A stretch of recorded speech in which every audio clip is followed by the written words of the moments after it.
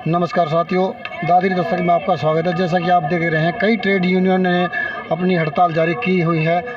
महिलाएं हैं, आशा वर्कर हैं, काफ़ी संख्या में। जो इनका 3 दिन का धरना था वो 17 तारीख तक इन्होंने बढ़ा दिया है। जब तक इनकी मांगें नहीं मानी जाएंगी, हो सकता है आगे भी इसी प्रकार से धरने को ये जारी रखे। जो कुछ रूपरेखा इनकी दोबारा होगी वो आपको हम दिखाते रहेंगे। हमारे साथ बने रहिए। जो ट्रेड यूनियन सर्व कर्मचारी संघ की है, आज वो अपना धरना समाप्त करने जा रहे हैं। उनके जो प्रधान हैं उनसे बात करेंगे कि उनका क्या कुछ कहना है, आगे क्या रणनीति उन्होंने बनाई है, उस बारे में उनसे बात करेंगे।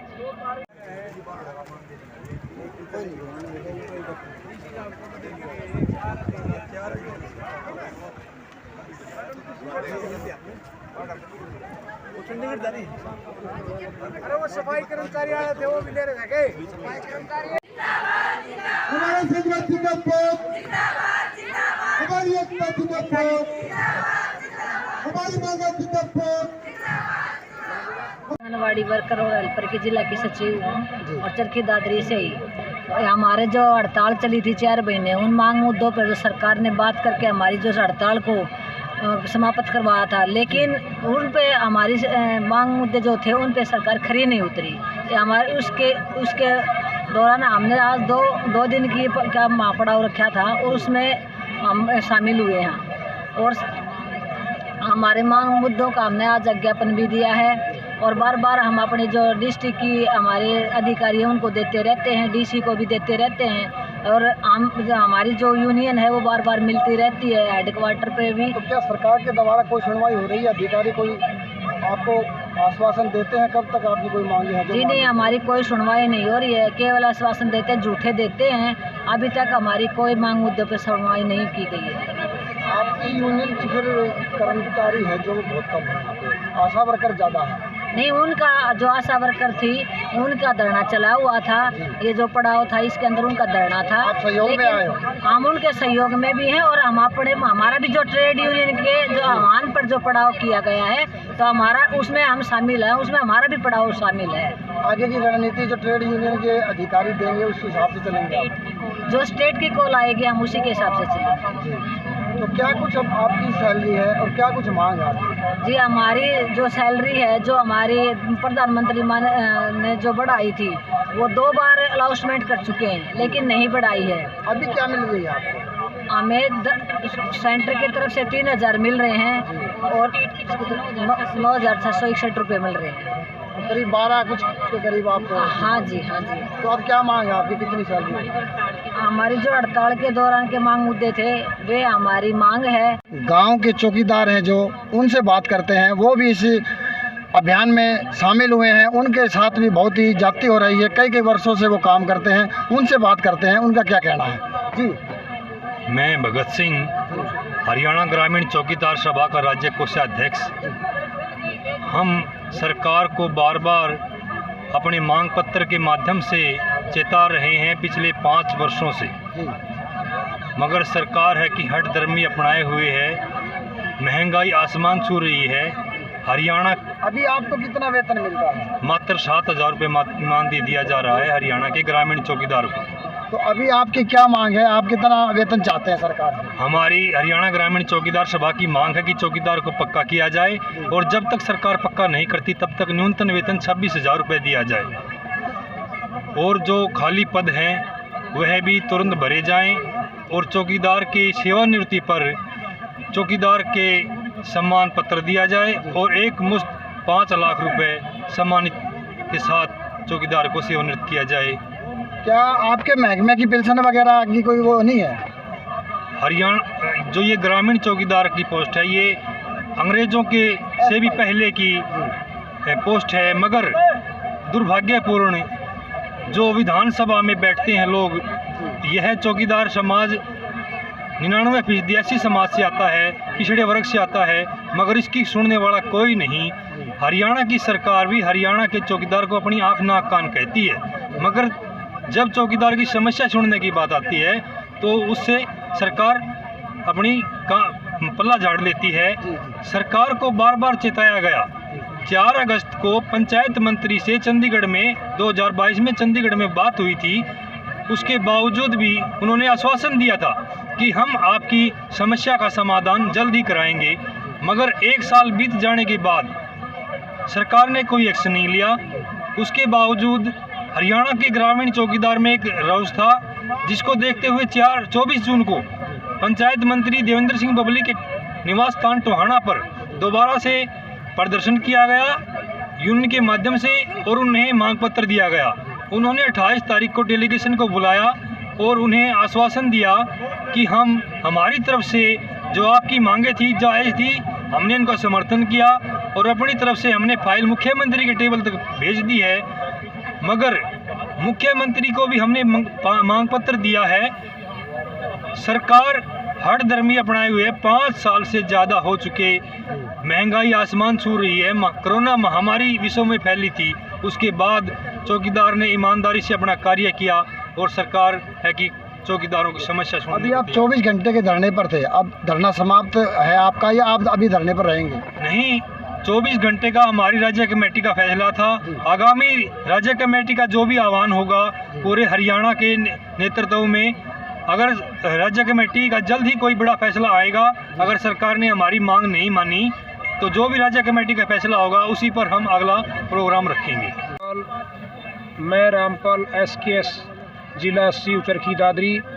आज का जो ये प्रोग्राम सेंट्रलाइजेशन पर जो पूरे प्रदेश में 9 और 10, जबकि इसके साथ साथ जो आशा वर्कर है उन्होंने सरकार को पहले से नोटिस दे के ये चेता रखा था कि 8 से हम हड़ताल पे जा रही हैं।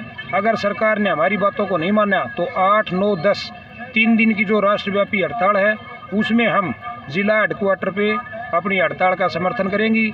इसके साथ साथ जो ऑल इंडिया का जो सेंट्रलाइजेशन पर 9 और 10 का 24 घंटे का जो महापड़ाव था, उसका जो ये प्रोग्राम आज अंतिम समय में जो आज संपन्न होने जा रहा है, इसका आज अभी पहले मुख्यमंत्री को जिला उपायुक्त के माध्यम से ज्ञापन सौंपा गया है, जिन्होंने सभी ट्रेड यूनियन ने जो सेंट्रलाइजेशन की 8 ट्रेड यूनियन है सबका समर्थन था। इसमें सिर्फ एक जो सरकार की समर्पित यूनियन है BMS, उसका समर्थन इसमें था नहीं, क्योंकि वो सरकार के पाड़े की यूनियन है।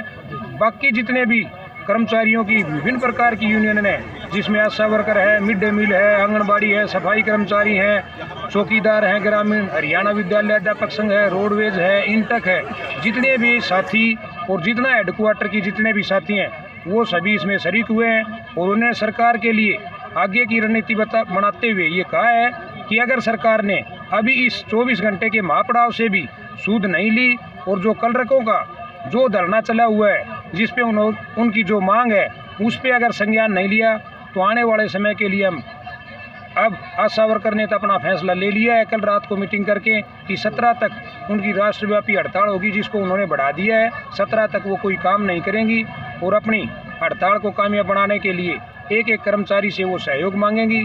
इसी प्रकार से कर्मचारियों ने जो कलरक है उन्होंने भी अपनी सरकार को ये चेता दिया है कि अगर उन्होंने हमारी मांग को समय रहते नहीं मान्या तो हम गांव-गांव जाएंगे और आम लोगों से जन समर्थन मांगेंगे और सरकार को ये दिखा देंगे आने वाले 24 के जो इलेक्शन होगा उसमें कि सरकार ने मुंह की खानी पड़ेगी और सरकार को बैकफुट पे जाना पड़ेगा। अगर सरकार ने समय रहते हुए इन कर्मचारियों की स्वयं सहायिका जो भी हैं, वो आंगनबाड़ी है जिनका पिछले समय बहुत लंबा संघर्ष चला था, जिसमें 10 महीने की सैलरी उनको दिया नहीं और सरकार ने जो समझौता किया था, बार बार समझौता करने के बाद भी उस समझौते से वो बरगला रही है, उनको झूठा आश्वासन दे रही है। अब कर्मचारी ने ये ठान लिया है कि इस सरकार के साझे में वो नहीं आएंगे। अगर फैसला सरकार करेगी तो लिखित में होगा और उसको लागू करना होगा। सर, आज आपने जो ज्ञापन दिया है उसमें कितने दिन का समय मांगा है सरकार से? अगर वो नहीं मानती तो अगली आगे की रणनीति फिर क्या बनाई जाएगी? उसमें कोई समय टाइम बाउंड नहीं है। सरकार को पहले से भी नोटिस दिया था सर्व कर्मचारी संघ के माध्यम से, सिट्टू के माध्यम से, जो एक कमेरे वर्ग की जो यूनियन है लाल झंडा मजदूर, जिसे सरकार देखते ही डरती है, जो रोडों पे कमा के खाने वाले की, मजदूर की, छात्र की, किसान की जो लड़ाई लड़ता है, उसने पहले से सरकार को चेताया था कि समय रहते आम आदमी की, आम कर्मचारी की ये बात सुन ले। उन्होंने कोई आगामी अभी समय नहीं दिया। उन्होंने ये कहा है कि जब तक सरकार इस पे कोई भी संज्ञान नहीं लेगी तब तक हमारा धरना प्रदर्शन रोडों पे, ब्लॉक पे, जिला हेडक्वार्टर पे जारी रहेगा। और आगे का प्रोग्राम इन्होंने अक्टूबर के महीने में रखा है कि हम करनाल में CM सिटी को घेरेंगे और वहाँ बताएंगे, ललकारेंगे कि सरकार क्या चाहती है और हम क्या चाहते हैं। तो अक्टूबर तक का माना जाए समय है, आज जो हड़ताल आप समाप्त कर रहे हैं, अक्टूबर में दोबारा से फिर गरजेंगे अगर आपकी बातें नहीं मानी जाएगी। हम इस प्रोग्राम को आगे बढ़ाते हुए बिल्कुल गांव-गांव जाएंगे, कर्मचारियों से स्कूलों में मिलेंगे, किसी भी कार्यालय ऑफिस में मिलेंगे। हम जन तक सरकार की ये नीतियाँ पहुँचाएंगे जो सरकार धर्म के नाम पे, जात के नाम पे आपस में जो लड़ा रही है, बांट रही है और अपना वोट बैंक बढ़ाने की जो रणनीति बना रही है, इसके बारे में हम लोगों को बताएंगे साहब कि ये सरकार, बीजेपी जो सरकार है, ये जात के नाम से, गोत के नाम से, धर्म के नाम से जो हमें आपसी में हमारा भाईचारा खराब करने की जो बात कर रही है, इसे सचेत रहें। सरकार जो वादे किए थे इन्होंने पिछले समय जब इलेक्शन में आए थे कि हम 15 लाख देंगे, गरीबों का हम उत्थान करेंगे, सरसों का तेल देंगे, राशन कार्ड पे हम मुफ्त में गेहूं देंगे, चावल देंगे। जब वो किसान जो गरीब अब जाता है राशन की दुकान पे तो सरसों का तेल नहीं मिलता, गेहूं जो 50 किलो मिल रहा था वो नहीं मिलता, और कहती है कि आपकी 1,40,000 से ऊपर की आमदनी होगी है। इन सब बातों को लेकर हम लोगों को जागरूक करेंगे और बताएंगे और सरकार की पोल खोलेंगे। सरकार करने क्या जा रही है, स्कूलों को बंद करने जा रही है।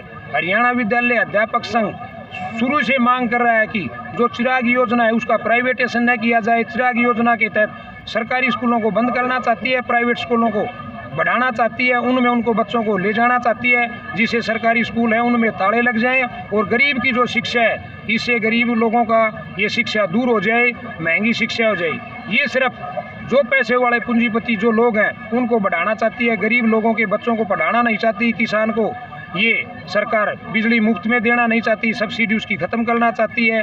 गैस सिलेंडर पे जिस तरह से सब्सिडी ख़त्म कर दी, उसी प्रकार से ये चिराग योजना को लेके एक बार गरीबों के बच्चे प्राइवेट में ले जाएगी और उन जो सरकारी स्कूल है उनको ताला लगा देगी।